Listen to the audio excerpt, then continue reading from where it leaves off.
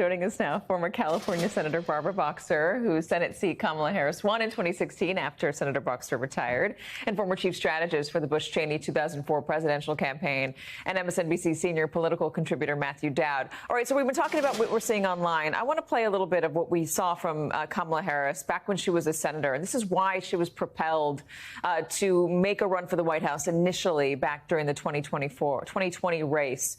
Here she is doing some grilling of a potential Supreme Court justice. Can you think of any laws that give government the power to make decisions about the male body? I'm happy to answer a more specific question. But male versus female. There are medical procedures. Okay. That the government has the power to make a decision about a man's body. I thought you were asking about medical procedures that are unique to men.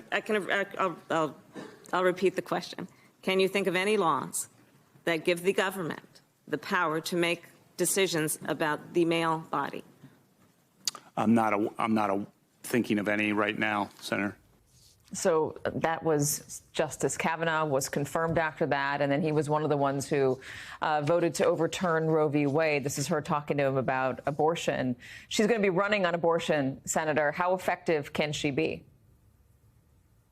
That will be one of her issues. It's not the only issue. But you could see her prosecuting the case in such a smart way. Instead of making the big fight about a woman's right to choose, she says to him, do you treat men the same way? And that's the way you win over swaths of the American people. It's so unfair. And I just have to say, she's been in this fight now for 4 days. This woman is used to making history. She made history as DA when she got elected, right? She made history for Attorney General when she got elected. Really tough to have a woman, let alone a woman of color, win in California first. And then the first person of color to hold my Senate seat at the time. And she can prosecute the case. And boy, will she have material. They're going to go after her as a progressive Californian, somebody who's out of touch with the rest of the country. How does she combat that, Senator? First of all, she's been vice president for almost 4 years. She's represented the whole country. Second of all, I got the same thing when I ran. They said, oh, you're too liberal, you're too short, you're too this, you vote this way. And I used to say only 2 words, really, only 2 words define me. And those 2 words are Barbara Boxer. Now, she certainly can do the same thing because she's mainstream America. She's the hope. She's the opportunity. She's the American dream. And this guy wants to take us back. So it's mainstream, I think, versus extreme, them. I just think we are in a very good position. Last point, I've been involved for a long time. The Democratic Party, Katie, as you know, is very varied. We run the gamut from left to right. And here's the deal. Because of President Biden's endorsement of Kamala Harris and because of who she is, we are united, and that is remarkable. Yeah, I mean, listen, you could have watched the address that Benjamin Netanyahu gave to Congress yesterday, and you can see with your own eyes the diversity within the Democratic Party on opinions, just from who was standing and clapping and who was not, who was there, who was not.